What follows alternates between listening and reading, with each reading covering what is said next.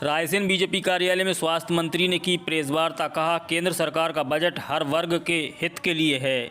रायसेन जिला मुख्यालय के भोपाल मार्ग पर स्थित जिला भाजपा कार्यालय में शनिवार को केंद्र सरकार द्वारा हाल ही में जारी किए गए बजट को लेकर प्रदेश के स्वास्थ्य मंत्री डॉक्टर प्रभुराम चौधरी एवं पूर्व मंत्री व सिलवानी विधायक रामपाल सिंह राजपूत की मौजूदगी में प्रेस वार्ता आयोजित की गई, जिसमें स्वास्थ्य मंत्री ने कहा कि केंद्र सरकार द्वारा जारी किए गए बजट में हर वर्ग का ध्यान रखा गया है। केंद्र सरकार द्वारा पेश किए गए बजट को उनके द्वारा पढ़कर सुनाया गया। वहीं उन्होंने कहा कि देश के प्रधानमंत्री नरेंद्र मोदी द्वारा जो टैक्स में छूट दी गई है वह जनता के लिए काफ़ी फायदेमंद है। सरकार द्वारा कामधेनु डेयरी योजना 2023 को शुरू करने का मुख्य उद्देश्य देशी गायों के लिए हाईटेक डेयरी फार्म को बढ़ावा देने के साथ ही कृषकों को, पशुपालकों को, महिलाओं और नवयुवकों को स्वरोजगार के अवसर उपलब्ध कराना है। इस स्कीम के तहत हाईटेक डेयरी फार्म प्रजनन विधि के माध्यम से अधिक दूध देने वाली उन्नत नस्ल की देशी गायों का संवर्धन किया जाएगा, जिससे गायों के दूध के उत्पादन क्षमता बढ़ाने के साथ ही पशुपालकों को एक लाभकारी कृषि व्यवसाय बनाया जाएगा। आइए जानते हैं इस योजना का लाभ ले रहे किसानों की क्या है राय और कैसी है ये योजना। मिला है आपको डेयरी योजना? पशुपालन डेयरी प्लस योजना से, मुख्यमंत्री डेयरी प्लस योजना से लाभ लिया। उसमें एससी कोटा से मैंने फॉर्म डाला था, 62,500 की डीडी बनवाई और बाकी का अनुदान शासन द्वारा मिला है। और आने जाने का खर्चा, बीमा सब प्लस उसी में है। और हरियाणा से पसंद करके भैंसे अपनी मर्जी की पसंद कर लो और वहाँ से अपन को भैंसे मिली है। और पसंद करने के बाद फिर वहाँ से ट्रांसपोर्ट से अपन को यहाँ पे लाके उपलब्ध हो गई और अच्छा दूध उत्पादन हो रहा है। कितना हो जाता है डेली का? लगभग में 11 लीटर निकल रहा था दोनों टाइम का। कई तरीके की योजनाएं, हर प्रकार का वहाँ पे सामान दिया जाता है। घी है, अपना पनीर वगैरह है, दूध है, दही वगैरह, मठा वगैरह। और माननीय मामा जी का तो फिर काम निराला है, क्योंकि मामा जी में प्रदेश के मुख्यमंत्री हैं और हम सब के मामा हैं। वो मामा जी की जो अभी योजना चालू हुई है, लाडली बहना योजना, दूध डेयरी से कितना फायदा है? काफ़ी ज़्यादा फायदा है। आप वहाँ से जाके कुछ भी सामान लोगे तो अच्छा रहता है।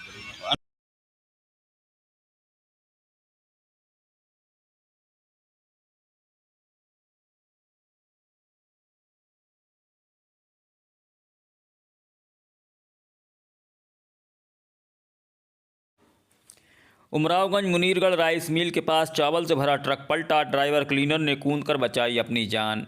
रायसेन के उमरावगंज मुनीरगढ़ राइस मिल के पास चावल से भरा ट्रक पलट गया। गनीमत रही कि ड्राइवर क्लीनर ने कूदकर अपनी जान बचा ली, नहीं तो बड़ा हादसा होने से इनकार नहीं किया जा सकता है। ड्राइवर का कहना है कि रोड शोल्डर नहीं होने से यह हादसा हुआ है। बताया गया है कि शुक्रवार को मुनीरगढ़ स्थित राइस मिल से ट्रक लोड करके डिपटिया स्थित वेयरहाउस जा रहा था, जो क्रॉसिंग के दौरान पलट गया। ट्रक ड्राइवर दुलारे शेख उद्दीन ने बताया कि सीसी रोड की साइड नहीं भरी होने के कारण यह हादसा हो गया। सामने आए वाहन को साइड देने के कारण ट्रक का पहिया साइड में चला गया, जिससे ट्रक पलट गया। ग्रामीणों ने बताया कि आधा अधूरी सीसी रोड निर्माण के बाद सड़क लगभग 1 फीट ऊंची हो गई। इसकी साइडें गहरी हो गई हैं, जो हादसे का कारण बन रही हैं। आए दिन यहां हादसे हो रहे हैं। रातातलाई पंचायत की महिला ने कलेक्टर को दिया आवेदन। परिवार के लोगों ने भेज दिया पीएम आवास योजना का मकान, हो रही परेशानी। रायसेन जिले के सलामतपुर क्षेत्र की रातातलाई ग्राम पंचायत की महिला राजकुमारी बाई कलेक्ट्रेट कार्यालय पहुंची, जहां उसने बताया कि उनके परिवार के लोगों ने उनकी दीवार को तोड़कर पीएम आवास योजना का मकान बना लिया। अब पीएम आवास योजना के तहत बना हुआ मकान वो बेच रहे हैं, जिससे उन्हें काफ़ी परेशानी का सामना करना पड़ रहा है। उनके पास कोई भी जगह नहीं बची है। कलेक्टर को आवेदन देकर इंसाफ की गुहार लगाई है। राजकुमारी, क्या समस्या हो रही है? ये समस्या सर वो हमारी दीवार थी ना, उन लोगों ने तोड़कर और आवास वाला मकान बेच रहा है। तो हमें परेशानी, आपको दिक्कत क्या हो रही है? हमें दिक्कत ये हो रही कि हमें ना जगह है ना कुछ है। वो बच्ची 5 लड़की हैं, 1 लड़का है, उनके लिए निस्तारे की जगह नहीं दी उनने। दीवार हमारे बगल से ही दीवार उठा ली उनने। वो क्या कि वो कछु हम भी जगह भी जा रही उसमें। क्या नाम है आपका? राजकुमारी। सोजना गांव के पास सड़क पर आग जलाकर ताप रहे थे हाथ कंटेनर ट्रक लोगों को बचाने के चक्कर में अनियंत्रित होकर पलटा। सलामतपुर थाना क्षेत्र के सोजना गांव के पास गुरुवार सुबह के वक्त एक कंटेनर ट्रक सड़क पर आग जलाकर हाथ ताप रहे लोगों को बचाने के चक्कर में अनियंत्रित होकर खेत में जाकर पलट गया। वो तो गनीमत रही कि ड्राइवर क्लीनर ने कूदकर अपनी जान बचा ली। जानकारी के अनुसार सलामतपुर थाना क्षेत्र के भोपाल विदिशा स्टेट हाईवे 18 सोजना गांव के पास गुरुवार सुबह के वक्त एक कंटेनर ट्रक GJ27B 8278 जो अहमदाबाद से सतना प्लास्टिक की सीट लेकर जा रहा था। रास्ते में सड़क पर आग जलाकर हाथ ताप रहे लोगों को बचाने के चक्कर में अनियंत्रित होकर खेत में जाकर पलट गया। कंटेनर ट्रक के चालक की सूझबूझ से एक बड़ा हादसा होने से बच गया। सलामतपुर पुलिस ने गुरुवार दोपहर के समय कंटेनर ट्रक को विदिशा से आई 2 क्रेन मशीनों की सहायता से खेत से उठाकर उसे सीधा करवाया।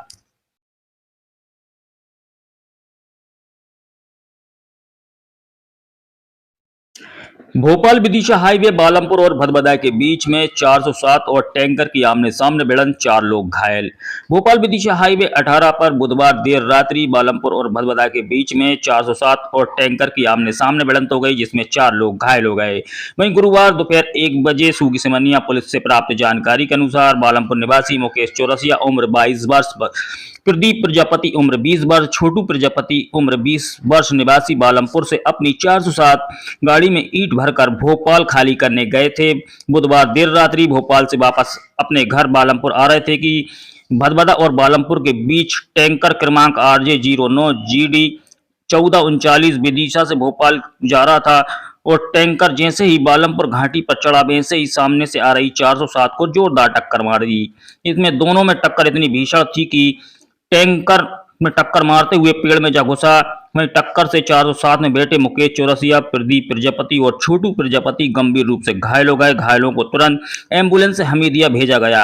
वहीं प्रदीप प्रजापति अभी गंभीर स्थिति में है जबकि टैंकर चालक रंजीत भील उम्र 45 वर्ष निवासी गोदगा भीलवाड़ा राजस्थान का रहने वाला है। टैंकर ड्राइवर को भी पैरों में चोट आ लगी है।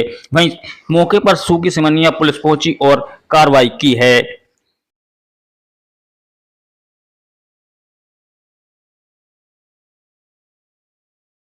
मुख्यमंत्री कन्यादान योजना का लाभ नहीं मिलने से परेशान उमर झिर का ग्रामीण पहुंचा कलेक्ट्रेट कार्यालय, अपर कलेक्टर को दिया आवेदन।